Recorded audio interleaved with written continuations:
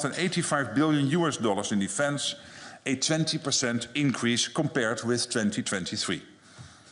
With a full 2/3 of allies spending at least 2% of their GDP on defense. But we need to do more, much more, and we need to do it faster. It is clear from our discussions today that allies recognize the need to invest much more. Several announced large increases in spending in today's meeting. And I expect many ministers to return home from today's meeting with an even greater sense of urgency. We also discussed the need to ramp up defense production as we ramp up defense spending. Our industry must be able to produce what our extra money allows us to procure. We have already seen a significant increase in defense production across the alliance in recent years. We are producing more and faster than at any time in decades. But we can and must do more. To ensure the credibility of our deterrence and defense for years to come, we need to shift to a wartime mindset. And we need industry to shift with us. Industry has taken steps to improve production capacity, but they can do better. The demand signals are clear and they'll continue to grow. Today we agreed an updated action plan to rebuild a strong defense industry on both sides of the Atlantic. A robust defense industry will make the alliance stronger and create more jobs in Europe and North America. Allies also met with Ukraine in the NATO-Ukraine Council, and we are joined by the EU High Representative Kaja Kallas. Defense Minister Umerov briefed allies on the latest developments on the ground. And allies took note of President Trump's initiative for peace talks, which Secretary Hexet had already outlined in our consultations within the UDCG yesterday afternoon. We discussed the importance of our continued support to Ukraine, which is crucial so that this brutal war of aggression can come to a just and lasting end. And we discussed the need for European allies and Canada to do even more. In 2024, NATO allies provided over 50 billion euros in security assistance to Ukraine. Nearly 60% of this coming from Europe and Canada. This is well above the 40 billion that we had pledged for the year. The newly established NATO command in Wiesbaden, Germany, is at the forefront of coordinating these contributions. This command is now operational and is doing important work. And allies announced new military support packages yesterday and today. This will help Ukraine in its fight today and to build up Ukraine's armed forces in the long term. All of this sends a clear signal that Europe and Canada are taking on a greater proportion of the transatlantic burden sharing. So we had an honest and forthright discussion among ourselves and with Ukraine. And we are coming out our meetings over the past 24 hours with a clear sense of purpose, commitment and urgency. And with that, I'm ready to take your questions. All right. We'll start with Sky News.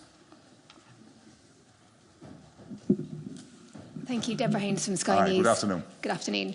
Are all NATO allies united behind Ukraine in this, what President Zelensky has said, this belief that no negotiation on ending the war can take place without Ukraine at the table? And are allies united that Ukraine cannot be forced into an agreement unless it actually accepts the conditions? What we are clearly united about is that, first of all, we have to make sure that when talks start, Ukraine is in the best possible position.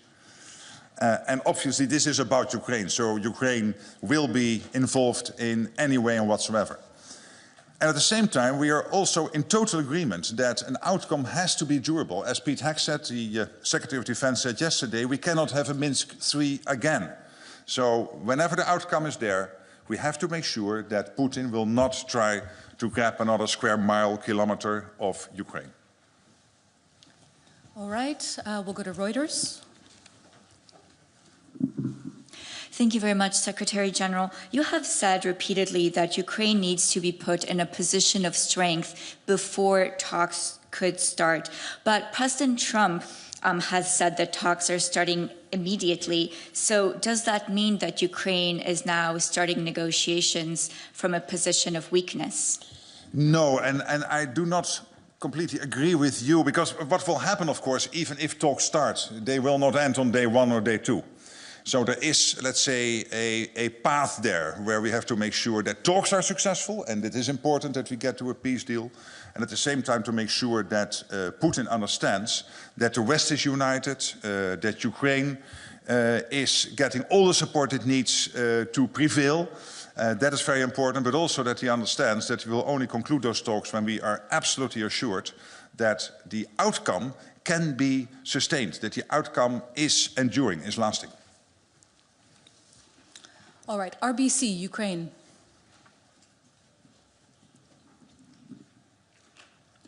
Milan Lilic, RBC Ukraine News Agency. Secretary General, do you believe that Vladimir Putin really wants to end the war now, as President Trump said it yesterday? Thank you. Well, I don't know what is exactly in President Putin's mind, of course, neither can you. I have had many meetings with him between 2010 and 2014 in my previous role. He is a strong negotiator. He is very unpredictable. But in the end, if we want to get to a peace deal, we need him there because he was the one starting this war of aggression against your country. So we have to make sure that we navigate those talks in a way that the outcome is such that it is clear to the whole world that there is a strong deal, that also the Indo-Pacific countries like China, but also a country like North Korea, and even in the Middle East, Iran, know that it is the West which is prevailing. BBC. In the center, we'll get the mic to you. Thank you. Your voice is so commanding, you don't need it. Yeah, Jonathan Beale, BBC. Hi. Boris Pistorius, the German defense minister, said it was regrettable that the Trump administration had made concessions before negotiations had begun. Similar message from the EU foreign policy chief, Kaja Kallas, not a good idea. Would you agree with them? Well, I'm not in a position to comment on everything everybody is saying, but I would not be surprised about President Trump's views on this. He has been clear during the election campaign, and we knew for a couple of days that talks were imminent, at least that a phone call with President Putin was imminent, and that phone call took place yesterday. And now we have to make sure collectively that we do everything to make sure that we get to a lasting outcome of those talks. All right, Moscow Times, please. Thank you. Secretary General, many experts say that after yesterday's President Trump's speech, that the agreement, if it might be signed, the peace agreement, if it might be signed in the way, in the tone which was articulated by the Washington, will make Moscow and President Putin stronger, and it might lead to President Putin's decision that he can challenge some other countries. If yes, do you agree with this, and who he might challenge or attack, as experts say? Well, I have not seen the outcome of peace negotiations. They have not even started. What I know is that all allies here today, and I know that the White House thinks the same, are of the opinion that we have to make sure, yes, that there is peace in Ukraine, that we end this awful situation, this war of aggression where hundreds of thousands of people have now been dead or seriously injured on both sides of the border. And it is really horrible. So we want to end this. But of course you have to make sure that you conduct those talks in a way where the outcome is such that it will not be seen as a loss to the West, one, and two, that we make sure that the outcome is seen as enduring, that it will not be challenged again, like we have seen after Crimea and after the Minsk Accords in 2014, where immediately and basically moving forward to 2015 and 2016, Putin started to challenge the outcome of these agreements. Bloomberg, behind the cameras.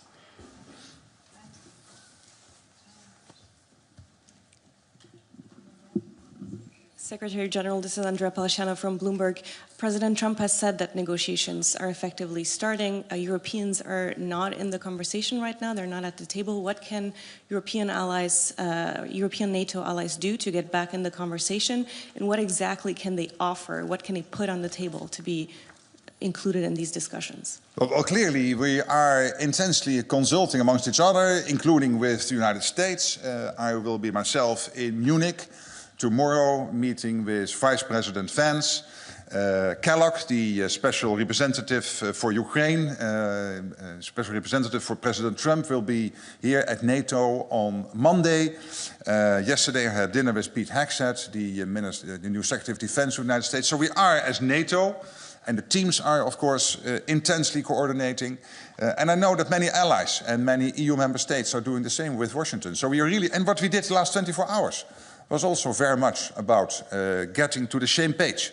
And this is a democratic alliance. You do not always start with concurring positions. But in these 24 hours, what I have seen was a tremendous sense of unity and of convergence of views, and maybe not on everything and every detail, but still an alliance moving united forward. All right, staying in the same part of the room, woman in the white blouse and beige vest.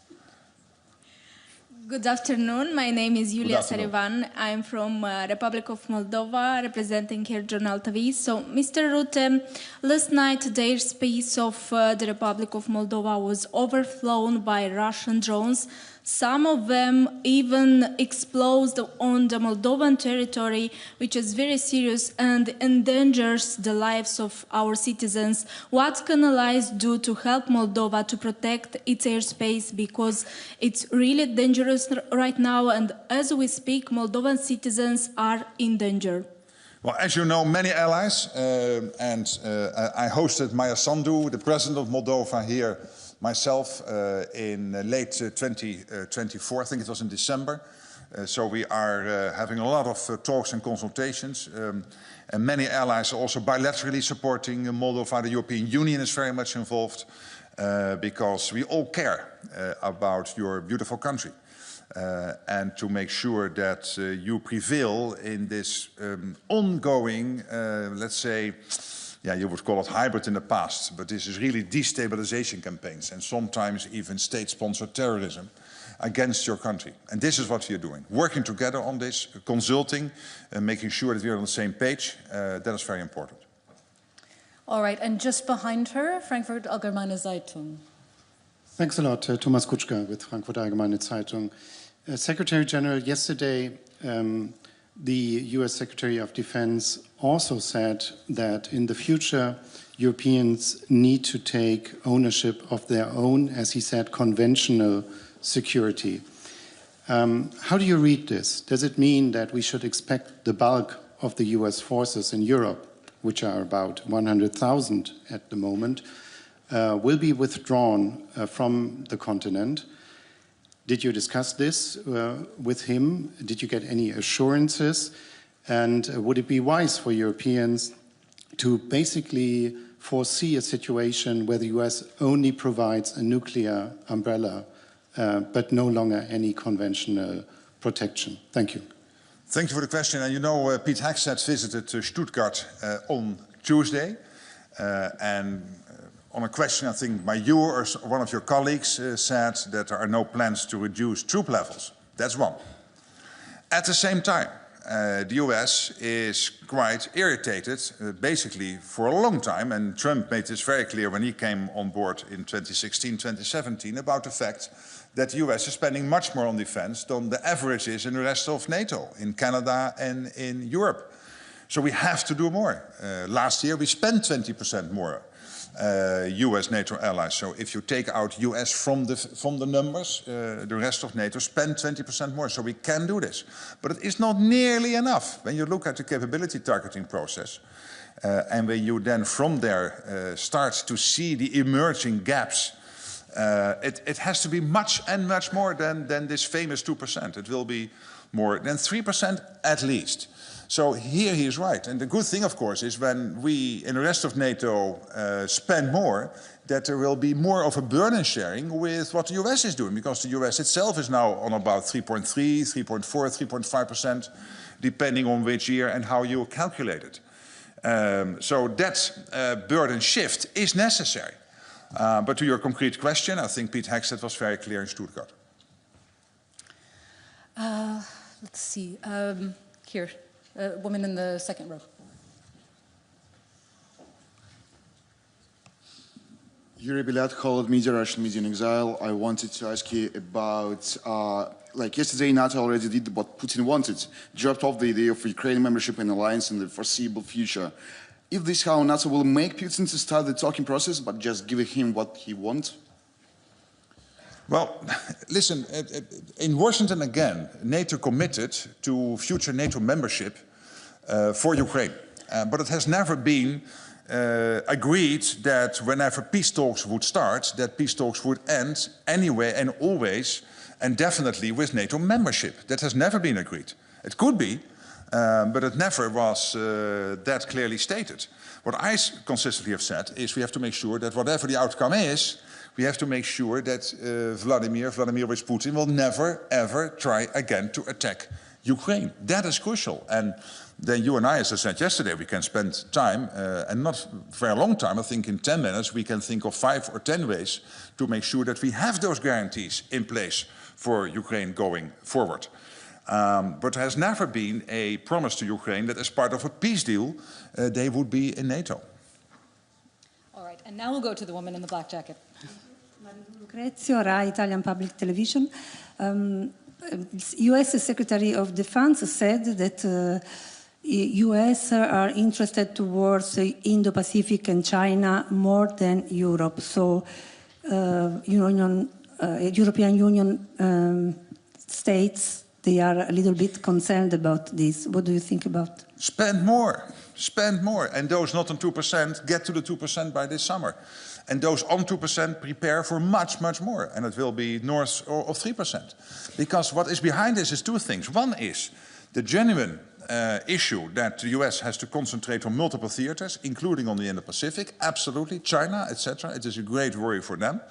And rightly so. But also a continuous debate they're having with European allies. Hey guys, we are spending over 3%, 3.5% on average in the US, and you are close to 2% or not even at 2% in the rest of NATO. So they are right. They have every right to be extremely irritated because we are saying, yeah, but spending more, that might mean maybe saving somewhere else or increased taxation or, yeah, hey, guess what? That's the same for the US. When you spend 3.5% on defense, then you cannot spend it on your pensions or you cannot lower your taxes by that amount. So they're absolutely clear. So I think these two things come together. US has to concentrate on Europe, yes, but also on other issues. And by the way, when it comes to the Indo-Pacific, and many allies to date made that point, these theaters get more and more interconnected with North Korea, China and Iran backing up Putin, particularly North Korea and China being over there in the Pacific region.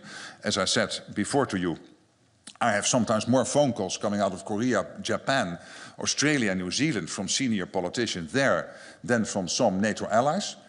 So they're really worried about what's happening there. They want us to work closer together. And I also said today, if the US, rightly so, sees China and other emerging situations in the Indo-Pacific as an emerging threat to that country, then we have to face that together. Not that NATO is now expanding to the Indo-Pacific, but then you have to work together as an alliance how to make sure that those security threats of the US are also a concern for us here in Europe. NHK. Satya from NHK, the public TV station in Japan. Thank you. Kind of following up on my colleague's question, do you expect the IP4 countries to be spending more on defense considering these situations? Well, of course, what I'm really doing in NATO is to make that push for more spending. It's not up to me, of course, to advise Japan or Korea or Australia or New Zealand on their spending levels, but your country has now a prime minister and a foreign minister and a defense minister. The defense minister is defense minister, and the foreign minister and the prime minister are former defense ministers. So you have the three most involved politicians in the cabinet, really being very much, and I was on the phone with the Prime Minister recently, and we totally agreed on the importance of working together. But of course, it is not up to me to now even move outside NATO territory and start to lecture the whole world that they have to spend more on defense. All right, we have time for just a few more. BBC Russian service. Thank you very much. Firstly, just to follow up, you thought it was clear that this call that happened between Putin and Trump was imminent and you knew about this. Should we take it as a sign that you and other allies knew beforehand, before this call happened, that like Trump was going to talk to Putin? And do you think that the position that he shared with Mr. Putin, was it just American position, or was it, you know, like something that everybody agreed on? This is my first question. So I first answer that question, okay, then we go to your second question. Sure. Now, what I said is we always knew that this week that call was imminent, not exactly at that particular time slot. It's not that detailed that we consult with each other, but we knew a call would happen soon. It was imminent, and teams are consulting each other. That doesn't mean that we always consult in detail about all the talking points in each of the phone calls each of the leaders within NATO is making. But of course, there is a large sense of sharing what each of us is doing. Okay, and my second question is, President Zelensky said today that there's a huge risk that the negotiations and just the conversation about the future of Ukraine and Europe could turn into bilateral US-Russia conversation. And I think it's not a secret that Vladimir Putin wants to see something like the second Yalta, you know, like the situation where he sits with an American president and they decide on the fate of the whole world. And it feels that in the last 2 days, the risk that Europe will be excluded, Europe and Ukraine will be excluded from this conversation became much higher. What do you think about this? Well, first of all, the first one President Trump called after he was on the phone with Putin was President Zelensky. They talked for an hour. Tomorrow, President Zelensky will meet with Vice President Vance. I will myself have talks tomorrow with President Zelensky in Munich. So we are closely coordinating between the US and also Ukraine and, of course, European allies. All right, and just behind her, the blonde woman. Tanja Komarica, Serbia. What are the key challenges in NATO's relation with the non-member countries in the Western Balkan, and how does NATO plan to strengthen cooperation with these countries? Well, obviously, we are very much involved, as you know, in Kosovo through KFOR. We are also closely following and being helpful, trying to be helpful in Bosnia-Herzegovina. I myself have excellent relations with all the leaders in the region, thanks to my previous role, including President Vučić of Serbia. So we are in constant contact, making sure that whatever we can do to contribute to stabilizing the region, we do. We have just had the Kosovo elections. The electoral committee still has to decide, I think, on the exact outcome, but we have seen the trend. It might probably mean that you will have a coalition now in Kosovo. And that political process, of course, has to take place, as is normal in a democracy. But we are closely connecting and following everything happening there. And as you know, the Deputy Secretary General is also from the Western Balkans. She is from North Macedonia, and she is a great advisor on all these issues. All right, Echo. Artem Besiedin, ECHO. So if, as we see, negotiation may start soon, maybe in this half year or year, does that mean that member states are effectively accepting the suspended status of the annexed territories? How does it align with statements supporting Ukraine's sovereignty? Does that mean that NATO accepts all these territories are controlled by Russia forever? Well, again, what I said before, we want peace. We want to make sure that when the talks really get underway, that you guys are, sorry, the Ukrainians, but I know you're in exile. I'm not sure whether you live in Ukraine now, but at least that Ukrainians are in the best possible position to conduct those talks. and that whatever the outcome is, that we make sure that it is the full stop, and that Russia will never try again. And really are consulting with our allies here in Europe, with the Canadians, and particularly, of course, with the Americans. As I said myself, I will have many meetings with senior American officials in person in Munich and here in Brussels, but of course also on the phone. And that is important, so that, because we all have that wish that we will get to a durable peace in Ukraine, but that we try to do it in a way that it is indeed enduring, lasting. And of course, President Zelensky himself is very much part of all those conversations. All right, gentlemen in the front and center.